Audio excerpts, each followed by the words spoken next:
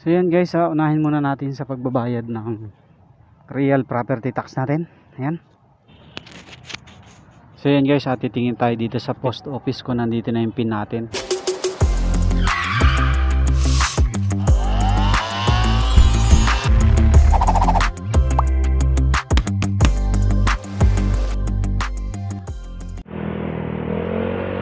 Yo, what's up mga kaduit? Welcome back dito sa ating YouTube channel. Ayan, kamusta po kayo? For today's video guys ay pupunta tayo ng munisipyo ng Tansa para magbabayad tayo ng real property tax dahil mag-end of the year na, hindi pa tayo nakakabayad. Oh no!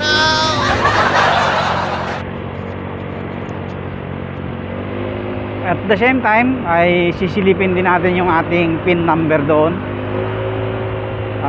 Nabanggit ko nga doon sa ating mga previous vlog na pumunta tayo before, wala pa yung sa atin, pero napakarami ng mga mayroong PIN doon. Ayan, at muli ay nananawagan ako sa aking mga co-vlogger ng Tansa Cavite, doon sa mga naghihintay po ng mga PIN. Pwede po kayong pumunta sa post office ng Tansa Cavite para i-check yung mga PIN ninyo. Kaya kung may time po kayo, lalo na ngayong bakasyon, ay silipin nyo. Kasi baka umaasa kayo na hintay kayo ng hintay, hindi naman na dumadating. So kaya mas maganda puntahan nyo roon. So the last time na pumunta tayo doon, siguro mga December 1 yun, December 2, ganyan. Ang PIN na huling dumating ay October 29. Kaya yung sa atin wala pa dahil November 1 tayo pinadalan. So babalikan na ulit natin ngayon dahil nakalipas na naman ulit ang 3 weeks start nung mag-reapply tayo. Naka isang reapply na ulit tayo guys kaya sisilipin natin ulit ngayon kung nandun na, sana nandun na para mayroon na tayong PIN kahit hindi pa tayo sasahod. Tiyaga pa tayo, tiyaga pa. Ang views natin ay kakaunti pa, kaya talagang medyo malabo pa sa ngayon na sumahod tayo, pero antay-antay lang, tiyaga lang. Kasi hindi naman humihinto ang ating mga pangarap. Nice. Tuloy-tuloy lang ang buhay. Basta masaya tayo sa ating ginagawa. So yun, traffic.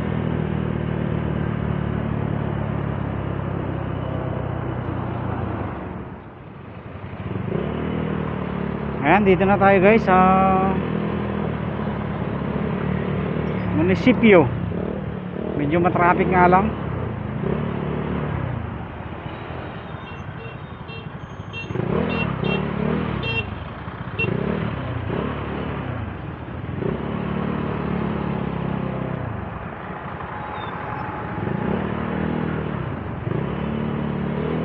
Ayan, liko tayo dito.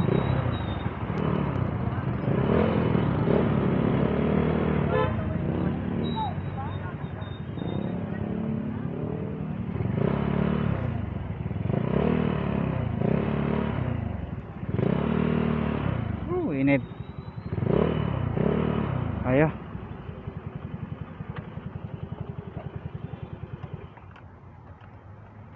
Ayan guys, ang munisipyo ng Tansa. So yan guys, unahin muna natin sa pagbabayad ng real property tax natin. Ayan. Hanapin natin kung saan dito yung nagbabayad. A few minutes later. So yan guys, titingin tayo dito sa post office ko. Nandito na yung PIN natin. Pang number 50 pa kasi tayo sa pila ng RPT, kaya check muna natin dyan.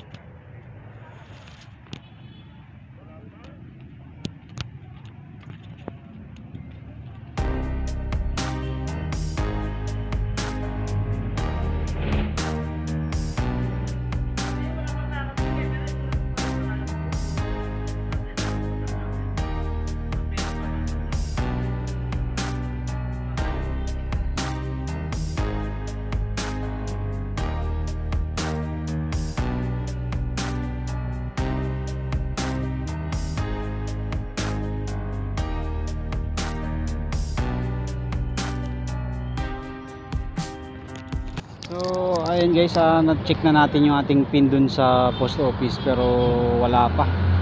Kaya waiting pa tayo. Pero pinasulat na yung pangalan natin dun para maabangan nila at may deliver sa bahay natin yung pin. So sa ngayon wala pa raw dumadating ulit. Yung maraming nabanggit ko na mga pin nung nakaraan ay na-deliver na. So kaya waiting ulit tayo. So magbabayad muna tayo ng RPT guys, kaya tambay-tambay ulit muna tayo. And then mag-i-edit muna ulit tayo. Many hours later.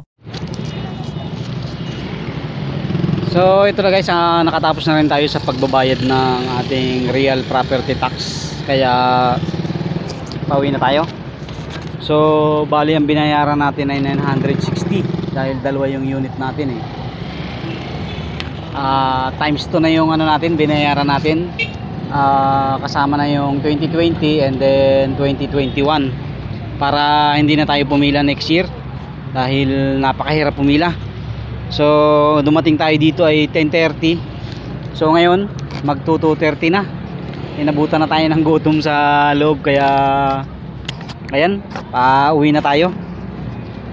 At yung pin nga pala natin ay wala pa. Kinuha lang sa post office yung ating pangalan, address at saka yung ating number para i-text na lang daw nila tayo pag nandyan na yung ating pin. Ayan, ito yung resibo natin, oh. So isi-send nga pala natin to guys sa Bangko Sentral kasama yung ating binayaran na monthly amortization ng ating bahay. Ayun. Thank you.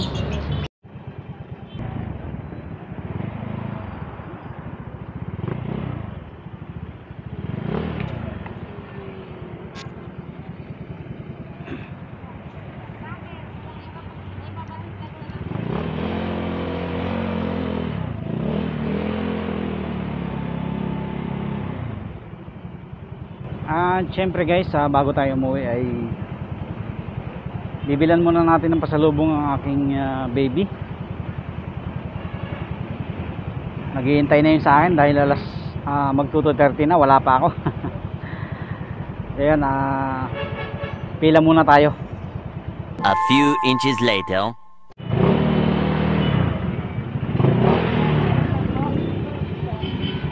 Thank you.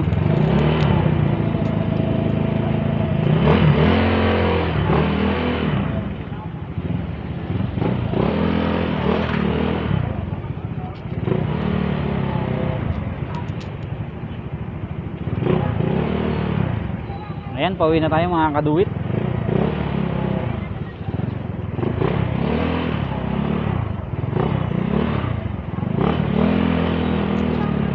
So yan, maraming salamat po sa inyong pagsama sa akin.